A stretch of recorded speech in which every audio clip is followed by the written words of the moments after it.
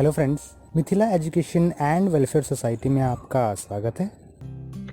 Scale to fit में हमारे पास width, height और स्केल 3 ऑप्शन अवेलेबल हैं। इस शीट देखिए, हमारे पास एक लंबी सी शीट अवेलेबल है।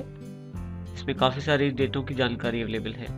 अगर हम इसका फाइल पे जाके प्रिंट प्रीव्यू देखें तो देखिए यहाँ मेरी 4 शीटें अवेलेबल हैं। यहाँ से देखिए अगर आप, दूसरी, तीसरी और ये फोर्थ, इस तरह से 4 शीट हमारे पास अवेलेबल हैं। मैं वापस पेज लेआउट पे जाता हूँ। ये जो 4 शीट का जो मटेरियल है, इसको मैं एक शीट पे ला सकता हूँ या 2 शीट्स पे ला सकता हूँ।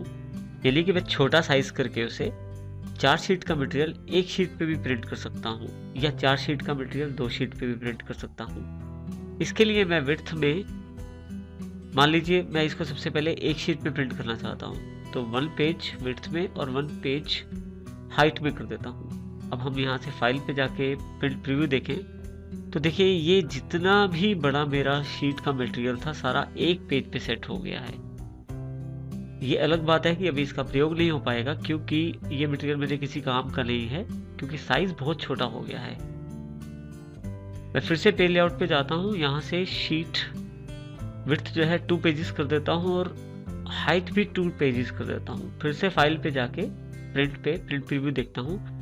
थोड़ा सा साइज बड़ा हो गया है, नीचे 2 पेज अवेलेबल हो गए हैं। तो जो मटेरियल था 4 पेजेस का, उसने 2 पेजेस पे कन्वर्ट कर दिया है।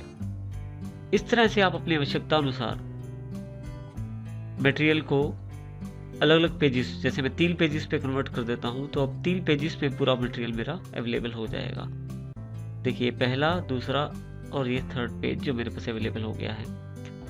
जो 4 शीट्स का मटेरियल था वो अब 3 शीट्स में दिखाई दे रहा है। अगर मैं यहाँ से ऑटोमेटिक कर देता हूँ तो ये बाय डिफ़ॉल्ट हमारे पास यहाँ स्केल ऑप्शन ऑन हो जाएगा, और ये स्केल ऑप्शन जो है इस वक्त, जो पिछली सेटिंग थी उसी पे अभी उपलब्ध है। यानी कि 4 शीट का मटेरियल 3 शीट में ही दिखाया जा रहा है।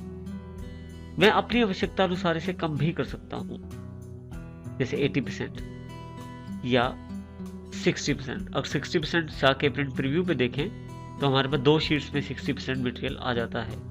तो इस तरह से मैं साइज जो है एक तरह से छोटा करता रहता हूँ, मटेरियल जो है कम पेजेस पे आ जाता है उससे।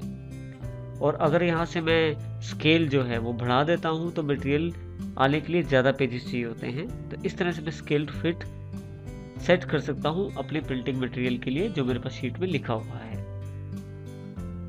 नेक्स्ट ऑप्शन या नेक्स्ट ग्रुप जो हमारे पास अवेलेबल है वो है शीट ऑप्शंस के रूप में।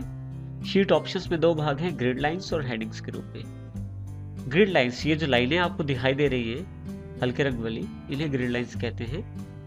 आप यहाँ से व्यू हटाएंगे तो ग्रिड लाइंस हट जाएंगी, व्यू ऑन करेंगे तो ग्रिड लाइंस दिखाई देगी फिर आपको। इस तरह से हेडिंग्स, जो यहाँ पे कॉलम्स के नाम हैं या रोज के नंबर हैं, वो आप हटा सकते हैं यहाँ से व्यू में। इसके अलावा 2 ऑप्शन नीचे हैं हमारे पास, प्रिंट ग्रिड लाइन में भी और हेडिंग में भी प्रिंट। देखिए सबसे पहले हम सामान्य, यदि हम प्रिंटिंग निकालते हैं कभी भी, तो एक्सेल में ग्रिड लाइंस प्रिंट नहीं होती। तो अगर फाइल पे जाके प्रिंट प्रीव्यू देखें इसका, तो देखिए यहाँ कोई भी ग्रिड लाइन अवेलेबल नहीं है। तो इस कारण से ये प्रिंट भी नहीं हो पाएगी। लेकिन अगर मैं चाहता हूँ यहाँ इनको प्रिंट में लेके आना, तो यहाँ ग्रिड लाइंस के जो प्रिंट का ऑप्शन पर से सिलेक्ट कर लूँ, तो आप देखेंगे प्रिंट प्रीव्यू में ये जो ग्रिड लाइंस है ये भी प्रिंटिंग के लिए अवेलेबल हो गई है।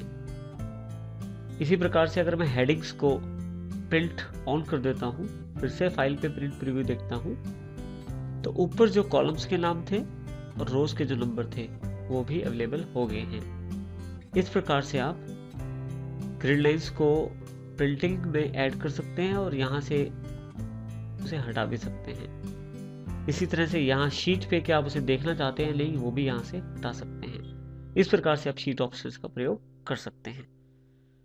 अगला ग्रुप जो हमारे पास अवेलेबल है वो है अरेंज के रूप में। अरेंज का जो कार्य है वो मुख्यतः पिक्चर्स के ऊपर है। हमारे पास यहाँ शीट में 2 पिक्चर्स अवेलेबल हैं। फर्स्ट वन ये फ्लावर्स की है, दूसरा जो पेंगुइन्स की है। 2 पिक्चर्स मेरे पास हैं, इनको मैं एक के ऊपर एक रख के फ्रंट और बैक कर सकता हूँ। इसके लिए मुझे ब्रिंग फॉरवर्ड, देखिए पिक्चर मेरा पिछले वाला सिलेक्ट है, जैसे ही ब्रिंग फॉरवर्ड करता हूँ ये आगे की तरफ आ जाता है, सेंट बैकवर्ड करता हूँ पीछे की ओर चला जाता है। इस तरह से मैं इसकी ऑर्डर तय कर सकता हूँ कि क्या आगे दिखाई दे या पीछे की तरफ। जैसे फ्लावर वाला पिक्चर जो मैंने सिलेक्ट किया है, इसे अगर सेंट बैकवर्ड कर दूँ तो ये पीछे चला जाएगा, ब्रिंग फॉरवर्ड कर दूँ तो आगे आ जाएगा। मैं चाहूँ तो सिलेक्शन पेन भी खोल सकता हूँ। यहाँ पे मेरे पास ये आइकॉन है, इस आइकॉन से मैं इसकी विजिबिलिटी ऑफ कर सकता हूँ। अगर मैं इसे क्लिक करता हूँ तो ये मुझे दिखाई देना बंद हो जाएगी पिक्चर। इसी तरह से ऑन ऑफ करके मैं दूसरी पिक्चर को भी हटा सकता हूँ या देख सकता हूँ। इसके अतिरिक्त अलाइनमेंट में ऑप्शंस उपलब्ध हैं काफ़ी सारे, जिससे आप left right top centre alignment कर सकते हैं। आप चाहें तो इसको ग्रुप में भी बदल सकते हैं। ग्रुप में बदलने के लिए आपको ज़रूरी है कि दोनों पिक्चर सेलेक्ट करें। इसके लिए आप पहली पिक्चर सेलेक्ट करें, फिर कीबोर्ड पे कंट्रोल की दूसरी पिक्चर भी सिलेक्ट कर लें। अब देखिए मैंने दोनों पिक्चर सेलेक्ट कर ली हैं। अब जैसे ही मैं ग्रुप पे जाता हूँ, ग्रुप कमांड पे क्लिक करता हूँ तो ये दोनों पिक्चर्स एक बन जाती हैं। अब मैं अगर मूव या कुछ भी इस पे चेंजेस करता हूँ, मूव करता हूँ या रिसाइज करता हूँ इस पिक्चर को या रोटेट करता हूँ इस पिक्चर को, तो जो भी काम करता हूँ वो दोनों पे इकट्ठे होगा, क्योंकि अब ये ग्रुप बन गई है। फिर से इसे अनग्रुप किया जा सकता है। ग्रुप पे जाएं, अनग्रुप करें तो फिर से पिक्चर्स अलग अलग हैं। आप दोबारा इसे अपनी आवश्यकता अनुसार देख सकते हैं अलग अलग करके। इसके अतिरिक्त रोटेशन के ऑप्शन उपलब्ध हैं आपके पास। जिस तरह का रोटेशन आप चाहते हैं उस तरह का रोटेशन आप कर सकते हैं। पिक्चर को सिलेक्ट करें, रोटेट पे जाएं, 90 degree, left right, vertical, horizontal, काफ़ी सारे ऑप्शन उपलब्ध हैं। जैसा ऑप्शन आप चाहें वैसा आप ऑप्शन लेके क्लिक करें, वैसे ऑप्शन के साथ ही रोटेट हो जाएगी। इस प्रकार से हम पेज लेआउट की ऑप्शंस का प्रयोग करते हैं।